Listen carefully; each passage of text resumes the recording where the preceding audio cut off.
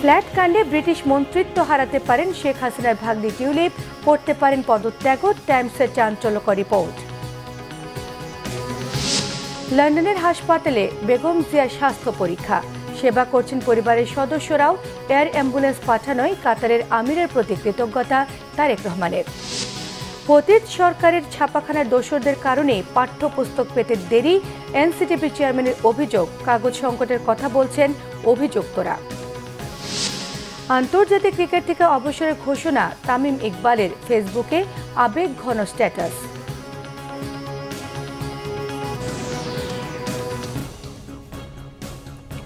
দেখছিলেন crown cement সংবাদ শিরোনাম। এবার ফ্ল্যাট কাণ্ডে পদত্যাগে বাধ্য হতে পারেন শেখ হাসিনার ভাগ্নি শেখ রেহানার মেয়ে, যুক্তরাজ্যের ক্ষমতাসীন লেবার পার্টির মন্ত্রী টিউলিপ সিদ্দিক। লেবার পার্টি এরই মধ্যে টিউলিপের বিকল্প খুঁজতে শুরু করেছে। তার স্থলাভিষিক্তের জন্য সম্ভাব্য কয়েকজন প্রার্থীর নাম বিবেচনা করছে ব্রিটেনের প্রধানমন্ত্রী দপ্তর, 10 নম্বর ডাউনিং স্ট্রিট। শুক্রবার দ্য টাইমসের প্রতিবেদনে এমন তথ্য উঠে এসেছে। শহীদ আরাফাতের ডেস্ক রিপোর্টে থাকছে বিস্তারিত। পদত্যাগের গুঞ্জন উঠেছে যুক্তরাজ্যের ক্ষমতাসীন লেবার পার্টির মন্ত্রী টিউলিপ সিদ্দিকের। খালা শেখ হাসিনার সঙ্গে দুর্নীতির সম্পৃক্ততা এবং ফ্ল্যাট কাণ্ডে বিতর্ক যেন টিউলিপের পিছু ছাড়ছে না। আর সে কারণেই লেবার পার্টির নেতারা টিউলিপ সিদ্দিকের স্থলাভিষিক্ত খুঁজতে শুরু করেছে।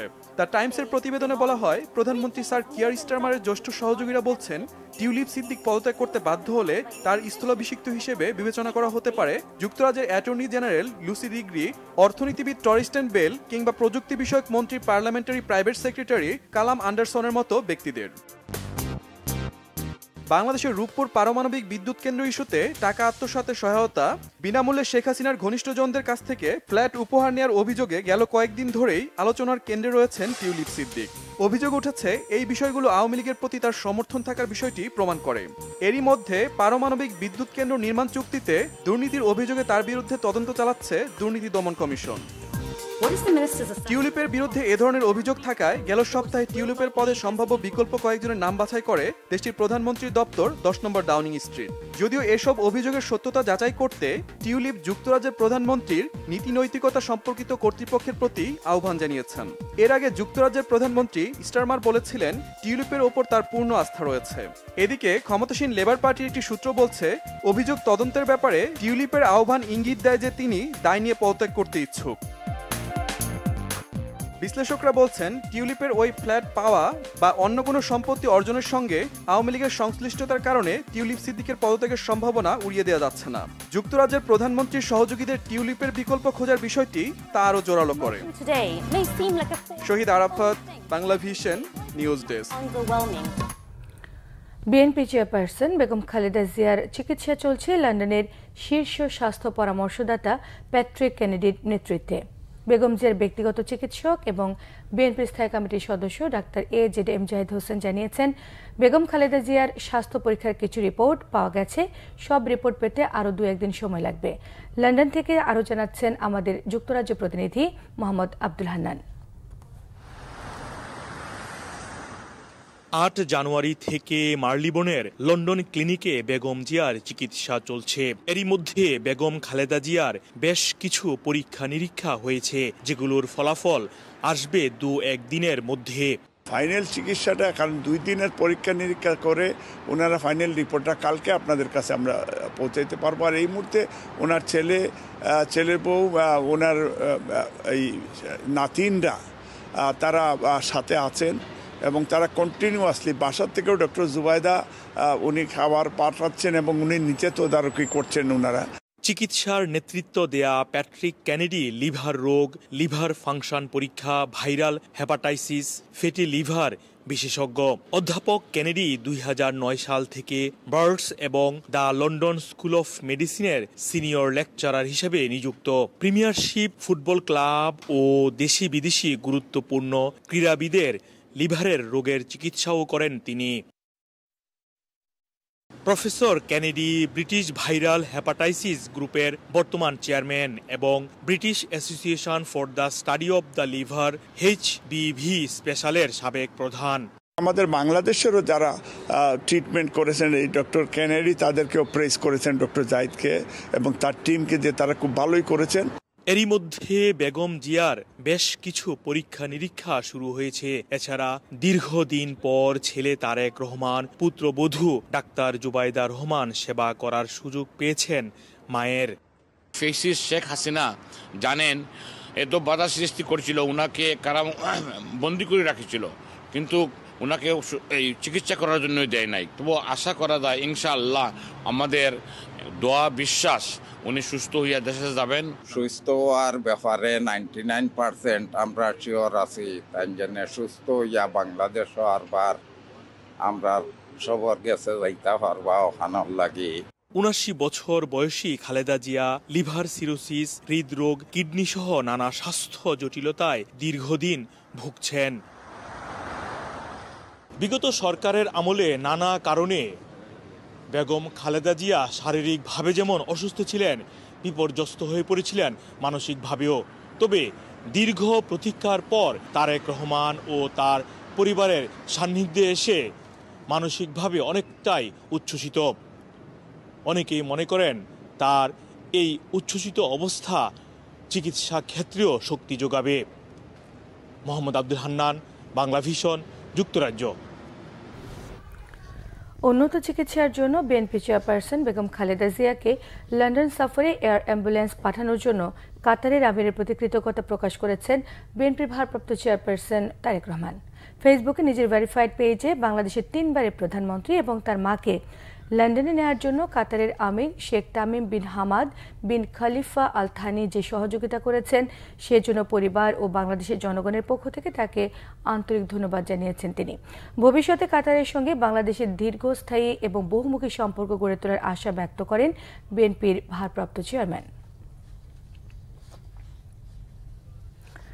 বিএনপি নেতারা বলেছেন বেগম খালেদা জিয়ার বিদেশ যাত্রা নিয়ে কেউ যদি -2 এর কথা বলে এটি তাদের সমস্যা, ওই আশা জীবনেও পূরণ হবে না। বলেন জুলাই ঘোষণাপত্র নিয়ে আলোচনা চলছে, সেখানে বিএনপির আন্দোলনের সকল রেকর্ড থাকতে হবে। রিপোর্ট করছেন সিকান্দার ইমান। ফুটবল টুর্নামেন্ট, জমজমাট খেলা, দর্শক সারিতে উপস্থিত আয়োজকরা সবাই পরিচিত মুখ। রাজনৈতিক দলের আয়োজনে এমন খেলাধুলা সত্যি ব্যতিক্রম। ঢাকা মহানগর উত্তর বিএনপির আহ্বায়ক আমিনুল হক জাতীয় ফুটবল দলের সাবেক অধিনায়ক। তরুণ প্রজন্মকে সামনের দিকে এগিয়ে নিতে রাজনৈতিক নেতা হিসেবে আমিনুল হকের এই উদ্যোগ। বিএনপি মহাসচিব মির্জা ফখরুল ইসলাম আলমগীর বললেন, আওয়ামী লীগ গত 15 বছরে ক্রীড়াঙ্গন সহ দেশের সব প্রতিষ্ঠান ধ্বংস করেছে। ভালো ও মেধাবী খেলোয়াড়দের সুযোগ দেয়নি ফ্যাসিস্টরা। বাংলাদেশ শাসন করে ফ্যাসিস্ট কায়দায় সমস্ত প্রতিষ্ঠানগুলোকে নষ্ট করে এই ক্রীড়াঙ্গন তার একটা বড় উদাহরণ। এই ক্রীড়াঙ্গনকে কোনোদিন ইতিপূর্বে কখনোই দলীয়করণ করা হয়নি, তারা এটাকে দলীয়করণ করেছে, যার ফলে আমরা পত্র পত্রিকায় দেখেছি যে সমস্ত মেধাবী ভালো ট্যালেন্টেড যে সমস্ত খেলোয়াড়রা ছিল তারা কখনোই সেই সুযোগ পায়নি। এদিকে বিএনপির স্থায়ী কমিটির সদস্য নজরুল ইসলাম খান বলেছেন, লন্ডনে চিকিৎসাধীন খালেদা জিয়ার সুস্থতার জন্য দেশবাসীর কাছে দোয়া চেয়েছে বিএনপি। জাতীয়তাবাদী সমমনা জোটের সাথে বৈঠক শেষে তিনি এ কথা বলেন। দেশনেত্রী বেগম খালেদা জিয়া উনি লন্ডনে যে হাসপাতালে তার ভর্তি হওয়ার কথা ছিল, উনি এয়ারপোর্ট থেকে সোজা সেখানেই ভর্তি হয়েছেন এবং সেখানে চিকিৎসাধীন আছেন। আল্লাহর মেহেরবানি, তার চিকিৎসা হচ্ছে, ভালোভাবেই হচ্ছে। আমরা সবাই দেশবাসীর কাছে দোয়া চাই যেন আল্লাহ তাকে দ্রুত সুস্থ করে আমাদের মাঝে ফিরে নিয়ে আসেন। অন্যদিকে বিগত প্রায় 15 বছর পর যুক্তরাষ্ট্র থেকে দেশে ফিরে বিএনপির প্রতিষ্ঠাতা শহীদ রাষ্ট্রপতি জিয়াউর রহমানের মাজারে ফুল দিয়ে শ্রদ্ধা নিবেদন করেছেন বিএনপি সহ অঙ্গ সংগঠনের কয়েকজন নেতাকর্মী। এ সময় বিএনপির স্থায়ী কমিটির সদস্য আমির খসরু মাহমুদ চৌধুরী বলেন, -2 আশা কোনোদিনও পূরণ হবে না। বাংলাদেশ জাতীয়তাবাদী দল আজকে যেখানে দাঁড়িয়েছে, সবচেয়ে জনপ্রিয় দল, সবচেয়ে জনপ্রিয় নেত্রী, সবচেয়ে জনপ্রিয় নেতা তারেক রহমান আজকে বাংলাদেশে। বাংলাদেশ তাদের অপেক্ষায় আছে, থাকবে। এখানে -2 কথা যারা তাদের অনেকে বলে না উইশফুল থিংকিং, ইংরেজিতে বলে না আশা আর কি, ওই আশা জীবনে পূরণ হবে না। ওইটা এরশাদ পারে নাই, ওইটা 111 পারে নাই। আর এখন তো বিএনপি আজকে তার চেয়ে অনেক বেশি শক্তিশালী দল। বিএনপি ত্যাগ করে একটি পরিণত শক্তিশালী দল সবচেয়ে শক্তিশালী দলে পরিণত হয়েছে। সিকান্দার রেমান, বাংলা ভিশন, ঢাকা। বৈষম্য বিরোধী ছাত্র আন্দোলনের অন্যতম সমন্বয়ক সার্জিস আলম বলেছেন, গত 16 বছর শেখ হাসিনা ভোটের অধিকার রাখেনি বলে কোনো নেতাকে জনগণের কাছে যেতে হয়নি। জুলাই বিপ্লবের ঘোষণাপত্র যেন কয়েকজনের কথা না হয়, সেগুলো যাতে দেশের প্রতিটি শ্রেণীর মানুষের কথা হয় সে দাবিও জানিয়েছেন তিনি। বৈষম্য বিরোধী ছাত্র আন্দোলনের দিনব্যাপী গণসংযোগ ও লিফলেট বিতরণ কর্মসূচির অংশ হিসেবে গতকাল ভোলায় বাংলা স্কুল মোড়, কে জাহান মার্কেট, মহাজানপট্টি, চকবাজার সহ বিভিন্ন জায়গায় সাধারণ মানুষের সঙ্গে কথা বলেন তিনি। বিতরণ করেন জুলাই আন্দোলনের ঘোষণাপত্রে লিফলেট। পরে ভোলা সদরের ইলিশ চত্বরে এক পথসভায় তিনি আশ্বাস দেন ভোলাবাসীর প্রাণের দাবিগুলো সরকার পর্যন্ত পৌঁছে দেয়। এর আগে সার্জিস আলম জুলাই আন্দোলনের শহীদ জসিমের বাড়ি পরিদর্শন এবং তার কবর জিয়ারত করেন। সমবেদনা জানিয়েছেন তার পরিবারের প্রতি।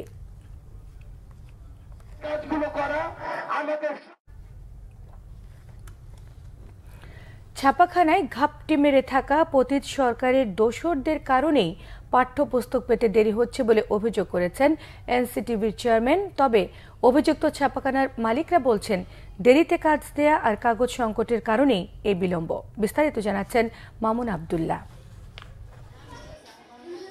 কবে নাগাদ শিক্ষার্থীরা সব বই হাতে পাবে তার সুস্পষ্ট তথ্য নেই শিক্ষা উপদেষ্টার কাছে। সম্প্রতি এমন বক্তব্যের পর আবারও ধোঁয়াশা তৈরি হয়েছে শিক্ষার্থীদের কাছে বই পৌঁছে দেয়া নিয়ে। কবে নাগাদ সবাই সব বই পাবে এটা আমি জানি না।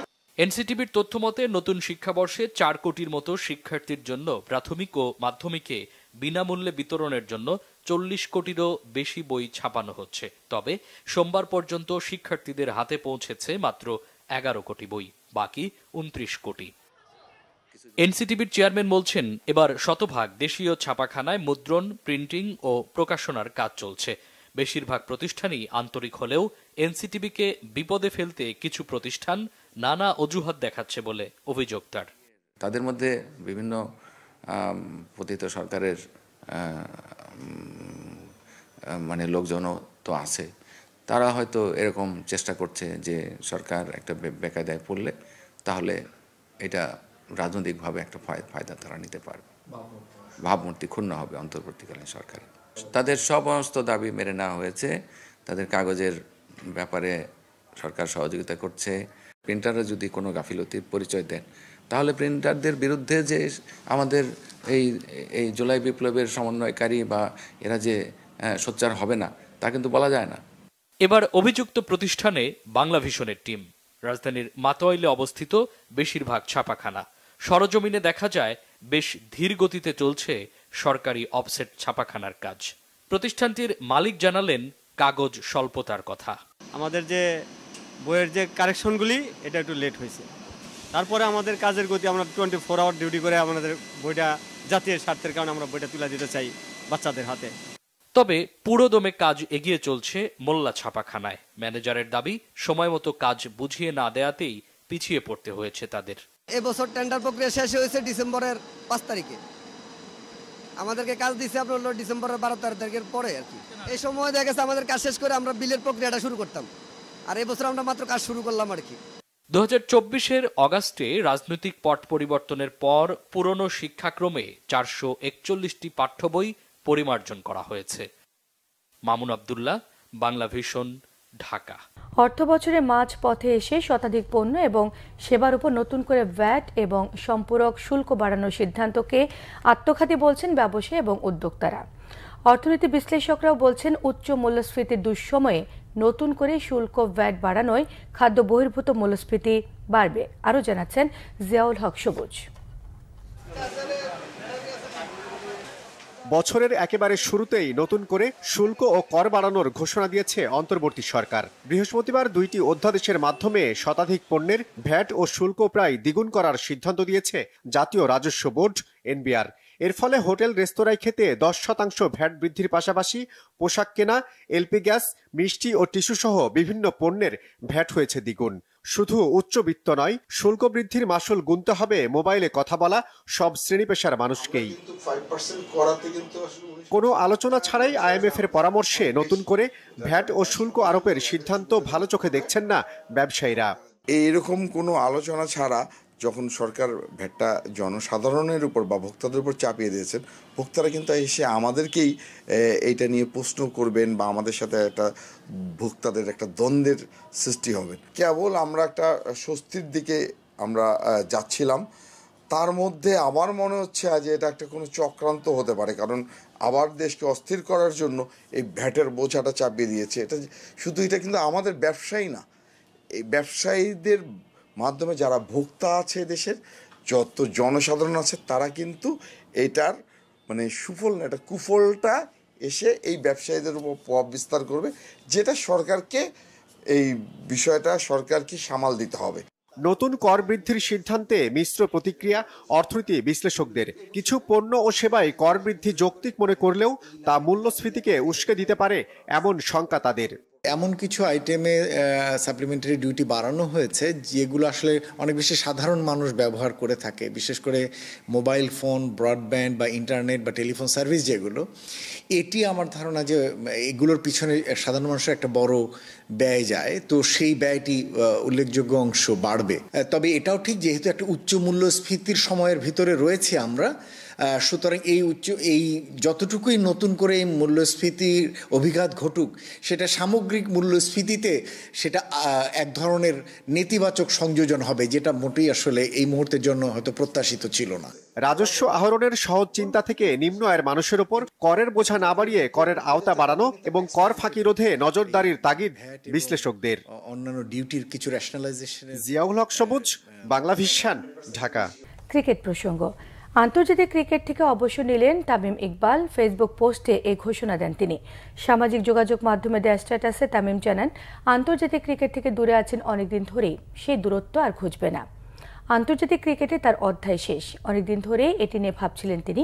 সামনে চ্যাম্পিয়ন্স ট্রফির মতো বড় একটি আসর থাকায় তাকে নিয়ে আবার আলোচনা হোক এবং দলের মনোযোগ ব্যাঘাত ঘটুক চান না তিনি। তিনি আক্ষেপ করেছেন 2023 বিশ্বকাপের আগে যা হয়েছে তা বড় ধাক্কা ছিল তার জন্য। যেহেতু ক্রিকেটীয় কারণে দলের বাইরে যাননি তামিম ইকবাল, তারপরও জাতীয় দলে ফিরতে ভক্তদের কথা ভেবেছিলেন তিনি। 2023 সালের জুলাই মাসের পর আর জাতীয় দলে খেলেনি তামিম ইকবাল। আগেই বিসিবির কেন্দ্রীয় চুক্তি থেকে নিজেকে সরিয়ে নেন এই ড্যাশিং ওপেনার। আইসিসি চ্যাম্পিয়ন্স ট্রফিতে বাংলাদেশ দলে তামিম ইকবালকে চেয়েছিলেন অধিনায়ক নাজমুল হোসেন শান্ত। বিসিবিও উদ্যোগ নিয়েছিল আন্তর্জাতিক ম্যাচে তামিমকে ফেরাতে। সিলেটে দুপক্ষের আলোচনায় বিসিবিকে 2-3 দিনের অপেক্ষায় রেখেছিলেন তামিম ইকবাল। অবশেষে তামিমের উত্তর মিলেছে, তবে চমক দিয়ে। আর কখনোই লাল সবুজের জার্সিতে খেলবেন না টাইগার ক্রিকেটে অন্যতম সফল ব্যাটসম্যান তামিম ইকবাল খান। শুক্রবার ছুটির দিনে জমজমাট ছিল ঢাকা আন্তর্জাতিক বাণিজ্য মেলা। পূর্বাঞ্চলে স্থানান্তরের পর মেলায় যাতায়াতে ভোগান্তি থাকলেও সপরিবারে হাজির হন অনেকেই। এদিন মেলায় বিক্রিও ছিল বেশ। রিপোর্ট করছেন মিরাজ হোসেন গাজী। শীতের বিকেল থেকে সন্ধ্যা এমনকি রাতেও বাণিজ্য মেলায় দলে দলে আসছেন নানা বয়সীরা। পূর্বাঞ্চলের একেবারে শেষ প্রান্তে ঢাকা আন্তর্জাতিক বাণিজ্য মেলা প্রাঙ্গণে যেন তিল ধারণের ঠাঁই নেই। মেলার উন্মুক্ত চত্বরে ঘুরে বেড়ানো ও চলাচলের মধ্যেই ছিল তরুণদের আড্ডা। ঘোরার জন্য আসি, মানে দেখার জন্য, মানে বিভিন্ন দেশ থেকেই তো অনেক কিছু আসে না, ওইগুলা দেখার জন্য, মানে একটু এক্সপিরিয়েন্সের জন্য। শুরু থেকেই তো জ্যাম ছিল, এটা খুবই বাজে লাগছে। লাস্টে হাইটা আসছি। মেলায় আসতে মানে একটা জিনিস খারাপ লাগছে, সেটা হচ্ছে মানে অনেক জ্যাম। এবারের বাণিজ্য মেলার ভিতরে প্রবেশ করতেই সামনে পড়বে জুলাই বিপ্লবের স্মৃতিফলক, যেখানে স্থান পেয়েছে তারুণ্যের নানা আবেদন ও অবদানের প্রতীকী উপস্থাপনা। নতুন সাজ দেখতে পাচ্ছি, তার ভিতরে এই যে জুলাইয়ের যে গণ অভ্যুত্থান সেটাও এখানে প্রদর্শন করা হচ্ছে। সেই জায়গা থেকে বলবো যে না, একটা ভিন্ন মাত্রা যোগ হয়েছে। মেলাটা অন্যান্য বারের তুলনায় এবার অনেক জমজমাট হয়েছে, আগের বারের তুলনায় অনেক মানুষ হয়েছে। কাস্টমারের স্রোত দেখে মনে হচ্ছে যে না, এখানে আশা করা যাচ্ছে ভালো কিছু হবে, কাস্টমারই বলে। তো আগের তুলনা থেকে বাজারটা খুব বাড়তেছে, ইনশাল্লাহ পরিস্থিতি আগের থেকে অনেক ভালো। মেলায় যারা পরিবার নিয়ে এসেছেন যানজটের ভোগান্তি থাকলেও শেষটা ছিল সন্তুষ্টির। আর বিদেশি স্টল ঘুরে শিক্ষার্থীদের ছিল ভিন্ন অভিজ্ঞতা। সবচেয়ে বেশি ভালো লাগছে যেটা বিভিন্ন দেশ থেকে মানুষরা আসছে বেচা কেনা করার জন্য, অনেক ইন্ডিয়ান ভাইরা আসছে, পাকিস্তানি ভাইরা আসছে, তাদের সাথে কথা বলছি, তাদের থেকে কেনাকাটা করছি, ভালোই লাগছে। যদিও ডিস্টেন্স একটা ফ্যাক্ট হয়ে দাঁড়াইছে, যারা ঢাকা থেকে আসছে, যাতায়াত ব্যবস্থার আরেকটু উন্নতি আমরা চাই, কারণ যখন আমরা আসছি তখন প্রচণ্ড ভিড় ছিল এবং আশা মনে হচ্ছে যাওয়ার সময় আরও বেশি আমরা প্রবলেম ফেস করব। ঢাকার এত কাছে এত বড় একটা জায়গার মধ্যে এত মানুষের একটা যে সমাগম হতে পারতেছে, এটা অনেক বড় একটা জিনিস, আমার খুব ভালো লেগেছে। কারণ বছরে একবার আসছি, আসা হয়, এই কারণে মিরপুর 11 থেকে আসছি। বাচ্চা নিয়ে আসছি আমরা, দেখা যেতেছে যে বাইরে কোনো জায়গায় ঘুরতে যাই না, এখানে আসলাম, বাণিজ্য মেলা উপলক্ষে আসছি, খুব ভালো লাগছে। নানান দেশের মানুষ আসছে, ইন্ডিয়ান মানুষরা হিন্দিতে কথা বলে, ওটা আমার ভালো লাগছে। বাইরের যে প্রোডাক্টগুলো, স্পেশালি টেক্সটাইলের পণ্য, ম্যাটগুলো আমার খুবই ভালো লেগেছে। ঢাকা আন্তর্জাতিক বাণিজ্য মেলায় যাতায়াতের রাস্তা ও যানবাহন ব্যবস্থাপনা আরও উন্নত করার দাবি জানিয়েছেন অনেকে। মিরাজ হোসেন গাজী, বাংলা ভিশন, ঢাকা। সংবাদ শেষ করব ক্রাউন সিমেন্ট শিরোনামগুলো আরো একবার জানিয়ে দিয়ে। ফ্ল্যাট কাণ্ডে ব্রিটিশ মন্ত্রিত্ব হারাতে পারেন শেখ হাসিনার ভাগ্নি টিউলিপ, করতে পারেন পদত্যাগও, টাইমসের চাঞ্চল্যকর রিপোর্ট। লন্ডনের হাসপাতালে বেগম জিয়ার স্বাস্থ্য পরীক্ষা, সেবা করছেন পরিবারের সদস্যরাও। এয়ার অ্যাম্বুলেন্স পাঠানোয় কাতারের আমিরের প্রতি কৃতজ্ঞতা তারেক রহমানের। পতিত সরকারের ছাপাখানার দোসরদের কারণে পাঠ্যপুস্তক পেতে দেরি, এনসিটিভি চেয়ারম্যানের অভিযোগ। কাগজ সংকটের কথা বলছেন অভিযুক্তরা।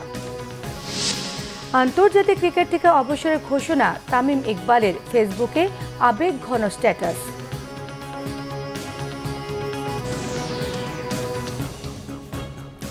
এই ছিল এখনকার মতো। পরের সংবাদ সকাল 10টায়, 9টায় রয়েছে নিউজ টপ 10 দেখার আমন্ত্রণ রইল। এছাড়া বাংলা ভিশন সংবাদ ও সংবাদ সংশ্লিষ্ট অনুষ্ঠান দেখতে ভিজিট করুন www.bbnews24.com, facebook.com/banglavishnewsে সাবস্ক্রাইব করুন, youtube.com/banglavishnewsে। সঙ্গে থাকায় সবাইকে ধন্যবাদ।